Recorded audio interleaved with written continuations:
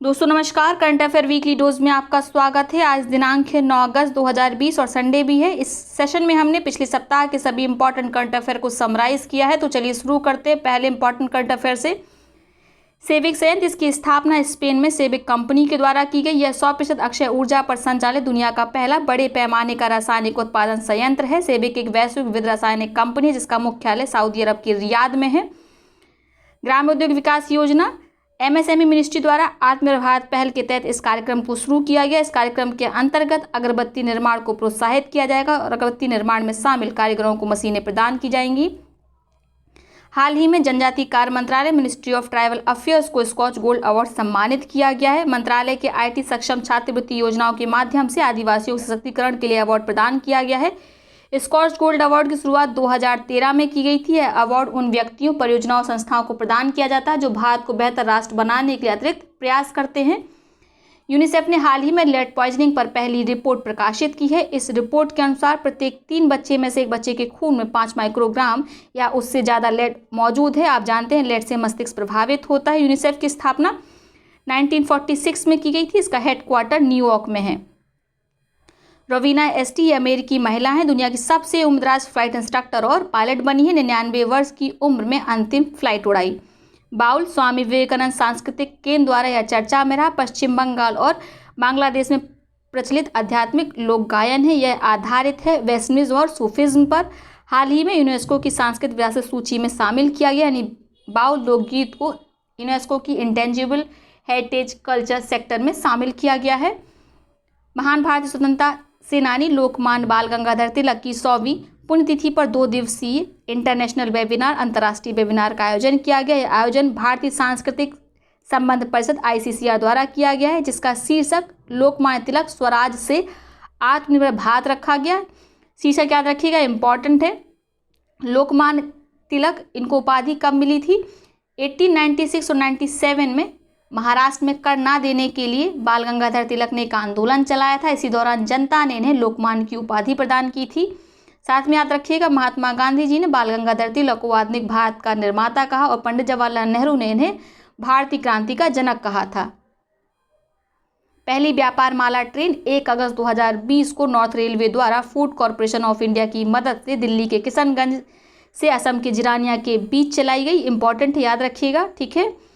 अगत्ती द्वीप समूह लक्षद्वीप में अगत्ती अटॉल पर स्थित 7.6 किलोमीटर लंबा द्वीप है। लक्षद्वीप सरकार अगत्ती द्वीप समूह की चारों तरफ समुद्र तट के किनारे रोड बनाने जा रही थी, जिसके कारण जो नारियल के पेड़ थे उनको काटा जाना था, लेकिन हाल ही में NGT ने इस पर अंतरिम रोक लगा दी, जिसके कारण द्वीप समूह चर्चा में आ गया। तो बस आपको इतना याद रखना है, अगत्ती द्वीप समूह कहाँ है? लक्षद्वीप में है। भारत एयर फाइबर सेवाएं BSNL द्वारा भारत सरकार की डिजिटल इंडिया पहलों के एक हिस्से के रूप में प्रदान की जाएंगी। इसका उद्देश्य BSNL की अवस्थिति वाले स्थान से 20 किलोमीटर के दायरे में वायरलेस इंटरनेट कनेक्टिविटी प्रदान करना है। इसकी शुरुआत महाराष्ट्र के अकोला में की गई। संजीवन ऐप हाल ही में बिहार सरकार द्वारा इसे लॉन्च किया गया। इसके द्वारा कोविड-19 से बचाव के उपाय, उपचार, टेस्ट, अस्पताल में खाली बेड की जानकारी प्राप्त की जा सकती है। थुड़िलिपाड़ा की पहाड़ी केरल में अवस्थित इन पहाड़ियों को जैव विविधता विरासत स्थल का दर्जा प्रदान किया गया है। याद रखिएगा, इंपॉर्टेंट है, इसे जरूर किसी न किसी परीक्षा में पूछा जाएगा। रक्षाबंधन प्रोग्राम, आंध्र प्रदेश के मुख्यमंत्री ने पूरे राज्य के साइबर अपराधों पर जनता के बीच जागरूकता पैदा करने के उद्देश्य से रक्षाबंधन प्रोग्राम शुरू किया है। इसे रक्षाबंधन के दिन ही शुरू किया गया था। इसमें 31 अगस्त तक 1 लाख महिलाओं, लड़कियों, आम जनता को प्रशिक्षित किया जाएगा, ठीक है। Even electronic vaccine intelligence network को देश की टीकाकरण आपूर्ति श्रृंखला को मजबूत करने के उद्देश्य से तैयार किया गया है। इवन ने कोविड-19 महामारी के दौरान आवश्यक प्रशिक्षण प्रतिरक्षण सेवाओं तक पहुंच को आसान बनाया। इसे स्वास्थ्य और परिवार कल्याण मंत्रालय द्वारा राष्ट्रीय स्वास्थ्य मिशन के तहत कार्यान्वित किया जा रहा है। इसका उद्देश्य देश के सभी कोल्ड चेन पॉइंट पर वैक्सीन स्टॉक के फ्लो की रियल टाइम जानकारी इकट्ठा करना है। याद रखिएगा, इंपॉर्टेंट है। भारत के पहले हिम तेंदुआ स्नो लेपर्ड संरक्षण केंद्र की स्थापना उत्तराखंड के उत्तरकाशी जिले में की जा रही है। इसके पहले भी केंद्र सरकार ने 2017 में हिम तेंदुआ के संरक्षण के लिए सिक्योर हिमालय प्रोजेक्ट शुरू किया था। साथ में याद रखिएगा, स्नो लेपर्ड IUCN की रेड लिस्ट में वनरेबल कैटेगरी में आता है और Indian wild life protection act 1972 के शेड्यूल 1 के तहत रखा गया है। इरफान अली हाल ही में गुयाना के राष्ट्रपति बने हैं, यानी गुयाना में हाल ही में राष्ट्रपति कौन बने? मोहम्मद इरफान अली। और प्रधानमंत्री बने मार्क एंथनी फिलिप। आपको याद रखना है, दोनों नाम इंपॉर्टेंट हैं। आप हमें कमेंट बॉक्स में बताइए, हाल ही में फ्रांस के भी प्रधानमंत्री बने थे, उनका नाम क्या है? गुयाना एक दक्षिण अमेरिकी देश है, इसकी राजधानी जॉर्ज टाउन है। बिहार के विधानसभा के अध्यक्ष विजय कुमार चौधरी द्वारा लिखी गई पुस्तक सियासत में सदस्यता का विमोचन बिहार के मुख्यमंत्री नीतीश कुमार द्वारा किया गया। तमिलनाडु के सीएम के पलानीस्वामी ने राष्ट्रीय शिक्षा नीति में केंद्र सरकार द्वारा प्रस्तावित त्रिभाषा फॉर्मूला को अस्वीकार कर दिया है। उन्होंने कहा कि राज्य दशकों से पालन की जा रही अपनी द्विभाषा नीति पर ही अडिग रहेगा, वो इससे पीछे नहीं हटेगा। त्रिभाषा फॉर्मूला क्या है? पहली भाषा मातृभाषा या क्षेत्रीय भाषा होगी, दूसरी भाषा हिंदी भाषी राज्यों में यह एक अन्य आधुनिक भारतीय भाषा या अंग्रेजी होगी, जबकि गैर हिंदी भाषी राज्यों में हिंदी या अंग्रेजी होगी। ठीक है, तीसरी भाषा हिंदी भाषी राज्यों में यह अंग्रेजी या आधुनिक भारतीय भाषा होगी, जबकि गैर हिंदी भाषी राज्यों में यह अंग्रेजी या एक आधुनिक भारतीय भाषा होगी।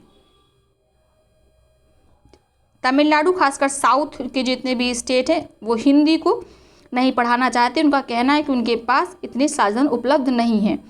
तो स्वच्छ भारत रेवोल्यूशन यह पेयजल व स्वच्छता मंत्रालय के सचिव परमेश्वर अय्यर द्वारा लिखी गई पुस्तक है।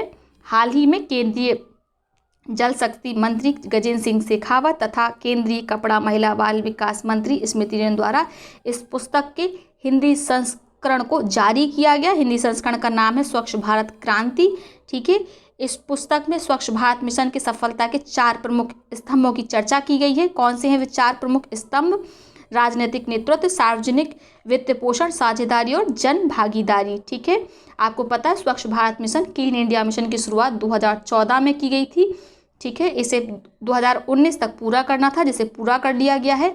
इसमें मुख्यतः 2 उद्देश्य रखे गए थे। एक तो ओपन डेफिकेशन को एलिमिनेट करना, खुले में शौच को खत्म करना, दूसरा सॉलिड वेस्ट मैनेजमेंट को इम्प्रूव करना, साथ में एक ये बिहेवियर चेंज लाना था इसमें लोगों के अंदर। ठीक है, और साथ में मैनुअल स्कैवेंजिंग को भी खत्म करना था। पाकिस्तान की पीएम द्वारा एक नया पॉलिटिकल मैप जारी किया गया है। इस मैप में भारत के जम्मू कश्मीर, लद्दाख, सरक्रीक सहित जूनागढ़ को पाकिस्तान में शामिल दर्शाया गया है।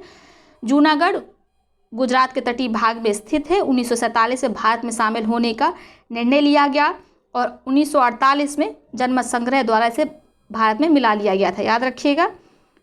थेंजौल गोल्फ रिजोर्ट परियोजना, इस रिजॉर्ट परियोजना की शुरुआत किसने की है? पर्यटन मंत्रालय ने। कहाँ पर? मिजोरम में, याद रखिएगा, इंपॉर्टेंट है। ठीक है, इसका विकास स्वदेश दर्शन योजना के तहत किया गया है। वर्तमान में भारत में 220 से अधिक गोल्फ कोर्स हैं। फिक्की CSR पुरस्कार से हाल ही में पर्यावरण स्थिरता के लिए डालमिया भारत समूह को सम्मानित किया गया है। CSR कितना है? कंपनी एक्ट 2013 के तहत कंपनी को अपने नेट प्रॉफिट में से 2% समाज की बेहतरी के लिए खर्च करना होता है। इसी को बोलते हैं कॉर्पोरेट सोशल रिस्पॉन्सिबिलिटी, CSR। गांधीवादी युवा तकनीकी नवाचार पुरस्कार IIT खड़गपुर के शोधकर्ताओं को इस पुरस्कार सम्मानित किया गया है। धूप में सुखाने हेतु छोड़े गए गीले कपड़ों से बिजली पैदा करने वाले तंत्र को इन शोधकर्ताओं ने विकसित किया था। विशेष कोड टू विन, इस पुस्तक की लेखिका है निरुपमा यादव। यह पुस्तक भारत के सबसे युवा बास्केटबॉल टीम कप्तान विश्वेश भृगुवंशी के जीवन पर लिखा गया है। ये भृगुवंशी कहाँ के रहने वाले? उत्तर प्रदेश के बनारस से आते हैं। ठीक है, निरुपमा यादव ने विश्वेश के जीवन को इंस्पिरेशनल स्टोरी की तरह इसमें रखा है कि किस प्रकार जिस देश में क्रिकेट को सबसे बड़ा गेम माना जाता है, वहाँ पर किस प्रकार से विश्वेश ने अपने आप को बास्केटबॉल टीम के कप्तान के रूप में इस्टेब्लिश किया। ठीक है, सहकार कोऑपरेटिव राष्ट्रीय सहकारी विकास निगम NCDC द्वारा हिंदी समेत क्षेत्रीय भाषाओं में सहकारिता के प्रति जागरूकता लाने के साथ साथ सहकारी समितियों के गठन और नए प्रोजेक्ट बनाने की जानकारी दी जाएगी। कमेंट बॉक्स में बताइएगा सहकारी समितियों संबंधित आर्टिकल कौन सा है। राम मंदिर निर्माण के लिए भूमि पूजन पास अगस्त 2020 को प्रधानमंत्री नरेंद्र मोदी के कर कमलों द्वारा किया गया। याद रखिएगा, इंपॉर्टेंट है, वैसे आपको याद ही रहेगा। गौरतलब है कि 5 अगस्त 2020 को जम्मू कश्मीर से गृह मंत्री अमित शाह द्वारा अनुच्छेद 370 और 35 से हटाए जाने की घोषणा की पहली वर्षगांठ थी। इसी दिन गिरीश चंद्र मुर्मू ने जम्मू कश्मीर के लेफ्टिनेंट गवर्नर के पद से इस्तीफा दे दिया, जिसके बाद मनोज सिन्हा जम्मू कश्मीर संघ शासित क्षेत्र के नए लेफ्टिनेंट गवर्नर बनाए गए। गिरीश चंद्र मुर्मू भारत के नए कैग बनाए गए हैं, यानी 14वें नंबर के भारत के कैग बन गए हैं। इन्होंने स्थान लिया है राजीव महर्षि का, याद रखिएगा, ठीक है। कैग से संबंधित आर्टिकल 148 है। इनका अपॉइंटमेंट प्रधानमंत्री की रिकमेंडेशन पर राष्ट्रपति के द्वारा किया जाता है। इनका कार्यकाल 65 वर्ष की उम्र या 6 वर्ष होता है। क्या करता है, ये गवर्नमेंट ऑफ इंडिया के जितने भी रेसिप्ट से एक्सपेंडिचर है उनका ऑडिट करता है, याद रखिएगा। ब्रिटेन की एक फर्म कंपेटेक ने शहरों का एक सर्वेक्षण किया, जिसमें 1 करोड़ से अधिक आबादी पर 3 लाख सीसीटीवी कैमरों के साथ अपने शहर पर नज़र रखने वाला हैदराबाद 16वें स्थान पर, ठीक है, 16वें स्थान पर है, ठीक है। पहले स्थान पर चीन का ताइवान शहर है। टॉप 20 में चीन के 18 शहर शामिल हैं। हैदराबाद के अलावा लंदन गैर चीनी शहर टॉप 20 में शामिल है, यानी कि टॉप 20 में चीन के 18 शहर शामिल हैं। 2 शहर कौन से हैं जो गैर चीनी है, एक तो हैदराबाद है जिसकी रैंक 16 है और दूसरा है लंदन, याद रखिएगा, ठीक है।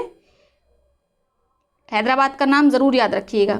हैमर मिसाइल, भारत ने राफेल लड़ाकू विमान के लिए फ्रांस से हैमर मिसाइल खरीदी हैं।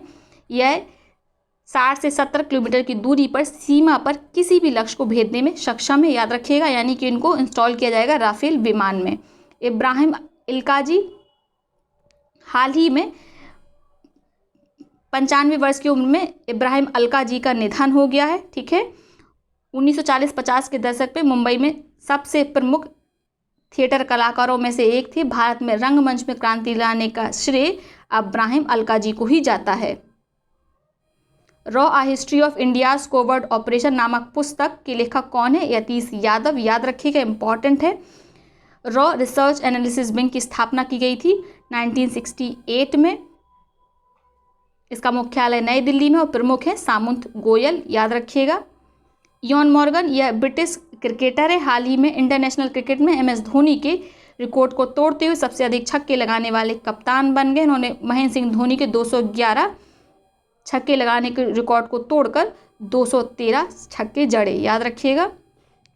चार्ल्स क्यू ब्रायन, अमेरिका देश के पहले अश्वेत एयरफोर्स प्रमुख बने हैं। साथ में आपको इसी तरीके से नाम याद रखना है मेडलिन स्विगल का, हमने शायद 2 या 3 सप्ताह पहले उनको पढ़ाया था। ये भी अमेरिका की अश्वेत पायलट बनी थी, ठीक है। बंगस आवाम मेला, जम्मू कश्मीर के हिंदवाड़ा 2 दिवसीय मेले का आयोजन किया गया, जिसका आयोजन अनुच्छेद 370 हटने के बाद पहली बार किया गया।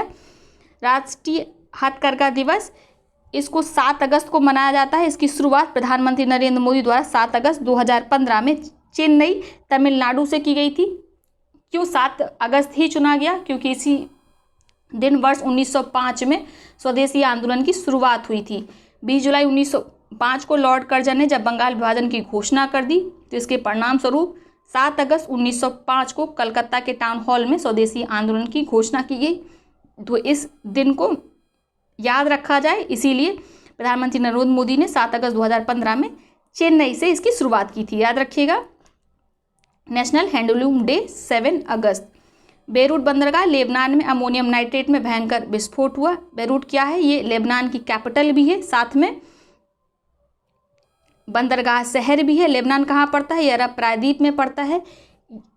लेबनान के इस बंदरगाह में अमोनियम नाइट्रेट लगभग 2750 टन बिना किसी पुख्ता एग्जाम के रखा हुआ था। इसे भविष्य में इससे खाद बनाई जानी थी, लेकिन वो तो नहीं हुआ। इसमें अचानक से विस्फोट हो गया, जिसके कारण कई लोगों की मृत्यु हुई। 400-500 लोगों की वहाँ पे मृत्यु हो चुकी है और कई हज़ार अभी घायल हुए हैं इसमें, ठीक है, जिनका इलाज चल रहा है। सबसे दिक्कत की बात यह है कि इनसे आसपास के अस्पताल भी क्षतिग्रस्त हो गए, जिसके कारण इलाज में भी समस्या आ रही है। भारतीय रिजर्व बैंक ने वित्तीय समावेश को बढ़ावा देने के लिए इनोवेशन हब की स्थापना की। प्रौद्योगिकी के माध्यम से वित्तीय क्षेत्र में बढ़ावा दिया जाएगा। इनोवेशन हब कुशल बैंकिंग सेवाओं के द्वारा बैंकिंग सेवाओं को बढ़ावा देने में मदद करेगा। इसका प्रमुख उद्देश्य उपभोक्ता संरक्षण को मजबूत करना है। प्रदीप कुमार जोशी, अरविंद सक्सेना के कार्यकाल के पूरा होने के बाद ये यूपीएससी के नए अध्यक्ष बने हैं। तो याद रखिएगा, देश की पहली किसान स्पेशल पार्सल ट्रेन किसान रेल को रेल मंत्री पीयूष गोयल द्वारा 7 अगस्त 2020 को रवाना किया गया। डेट याद रखिएगा, इंपॉर्टेंट है। ये साप्ताहिक ट्रेन है, यानी हर सप्ताह ये महाराष्ट्र के देवलाली शहर से बिहार के दानापुर स्टेशन तक जाएगी। ठीक है, इस ट्रेन को चलाने का उद्देश्य क्या है? किसान के वो प्रोडक्ट जो जल्दी ख़राब हो जाते हैं, जैसे दूध हो गया, अंडा हो गया, फल सब्जी हैं, ठीक है, इनको एक स्थान से दूसरे स्थान कम समय में पहुंचाना है। ठीक है, इस रेल में रेफ्रिजरेटेड कोच भी होंगे, यानी ये चलता फिरता कोल्ड स्टोरेज है। इस रेल को rail coach factory Kapurthala Punjab द्वारा विकसित किया गया है। तो बस आपको याद रखना है ये कहाँ से कहाँ तक चलेगी? महाराष्ट्र के देवलाली से बिहार के दानापुर स्टेशन तक। ठीक है, और हर सप्ताह चलेगी ये। 20वां न्यूयॉर्क भारतीय फिल्म फेस्टिवल सर्वश्रेष्ठ फिल्म का अवार्ड मिला है मुथान को। मलयालम फिल्म है ये। सर्वश्रेष्ठ अभिनेता हैं नवीन पॉली, मुथान फिल्म के ही एक्टर हैं ये। बेस्ट डॉक्यूमेंट्री का अवार्ड मिला है सनराइज को। याद रखिएगा, इलेक्ट्रिक वाहन नीति, दिल्ली सरकार ने हाल ही में नई इलेक्ट्रिक वाहन नीति की घोषणा की है। इसके अंतर्गत दिल्ली सरकार इलेक्ट्रिक कारों की खरीद पर 1.5 रुपये तक की प्रोत्साहन राशि प्रदान करेगी। वहीं 2 व्हीलर्स, ऑटो रिक्शा, माल वाहन, इन ई वाहनों पर 30,000 की प्रोत्साहन राशि प्रदान करेगी। इसका उद्देश्य क्या है? दिल्ली में जो बढ़ता हुआ प्रदूषण स्तर है उसको कम करना। औद्योगिक नीति 2020 गुजरात सरकार द्वारा जारी की गई है। इसमें उद्योगपतियों को सरकारी भूमि को पट्टे पर देने का प्रावधान करेगी। ठीक है, यानी कि जो राज्य में सरकारी भूमि पड़ी हुई है बिना उपयोग की, ठीक है, और कोई भी उसका आगे काफ़ी समय तक उपयोग नहीं है, तो उसको सरकार उद्योगपतियों को पट्टे पर प्रदान करेगी। उससे राज्य सरकार की एक्स्ट्रा इनकम भी हो पाएगी। बांग्लादेश ने शहीद भारतीय सैनिकों के लिए स्मारक के निर्माण की घोषणा की है। ये इंपॉर्टेंट है, बिल्कुल याद रखिएगा। कावकाश 2020 एक्सरसाइज रूस में आयोजित बहुपक्षीय अभ्यास है। कुल 18 देश इसमें शामिल थे। ठीक है, भारतीय दल में तीनों सेनाओं से 150 सैनिक शामिल थे। अंतर्राष्ट्रीय क्रिकेट परिषद ने अपनी बोर्ड की बैठक में निर्णय लिया कि 2021 में T20 विश्व कप की मेजबानी भारत करेगा। वहीं ऑस्ट्रेलिया 2022 में इस साल के स्थगित संस्करण का संचालन करेगा, यानी 2020 का जो T20 का स्थगन हो गया उसका संचालन कौन करेगा? ऑस्ट्रेलिया करेगा 2022 में। 6 अगस्त को दुनिया भर में विश्व के पहले परमाणु बम हमले की 75वीं वर्षगांठ के रूप में मनाया गया। 6 अगस्त 1945 को आपको पता है अमेरिकी वॉरशप इनोला गे ने जापान में हिरोशिमा पर लिटिल बॉय नामक बम गिरा दिया था, जिसके बाद ये शहर पूरी तरीके से नष्ट हो गया था। लगभग 1,40,000 लोगों की मृत्यु हो गई थी। और उसके 3 दिन बाद ही 9 अगस्त को नागासाकी में फैटमैन नामक एटम बम गिराया गया था। तो 6 अगस्त को दुनिया भर में पहले परमाणु बम हमले की 75वीं वर्षगांठ मनाई गई। याद रखिएगा। एग्जा वॉइस बोट ये आर्टिफिशियल इंटेलिजेंस पर आधारित बहुभाषी वॉइस बोट है। ठीक है, इसे एक्सिस बैंक ने किसके साथ मिलकर शुरू किया है? बेंगलुरु स्थित स्टार्टअप वर्नाकुलम AI की मदद से। ठीक है, ये बिल्कुल इंटरेक्ट कर पाएगा, वर्चुअल इंटरेक्ट होगा। इसमें कोई भी कस्टमर होगा इससे बातचीत कर सकता है। जॉन ह्यूम, इनका हाल ही में निधन हो गया है। इन्हें नोबेल शांति पुरस्कार से सम्मानित किया गया था। ये उत्तरी आयरलैंड के राजनीतिज्ञ हैं। उत्तरी आयरलैंड में जिस समय हिंसा चल रही थी, ठीक है, उन्होंने विद्रोहियों से समझौता कराकर उत्तरी आयरलैंड की हिंसा को खत्म किया था, जिसके बाद इन्हें नोबेल शांति पुरस्कार से सम्मानित किया गया था। इनका हाल ही में 83 वर्ष की उम्र में निधन हो गया, तो इनका नाम याद रखिएगा, इंपॉर्टेंट है। ब्रिटिश सिक्के पर फीचर होने वाले पहले अश्वेत व्यक्ति महात्मा गांधी जी बने। BAME community black Asian minority ethnic के लोगों के योगदान को पहचानने में बढ़ती रुचि कारण ब्रिटेन ने महात्मा गांधी की स्मृति में एक सिक्के बनाने पर विचार कर रहा है। याद रखिएगा, इंपॉर्टेंट है। हुरून ग्लोबल यूनिकॉर्न लिस्ट 2020 में एक पायदान फिसल का भारत चौथे स्थान पर आ गया है। ठीक है, यहाँ पे भारत नहीं लिखा है, लिख लीजिए। ठीक है, अमेरिका पहले स्थान पर और चीन दूसरे स्थान पर है। ठीक है, यूनिकॉर्न का मतलब क्या होता है?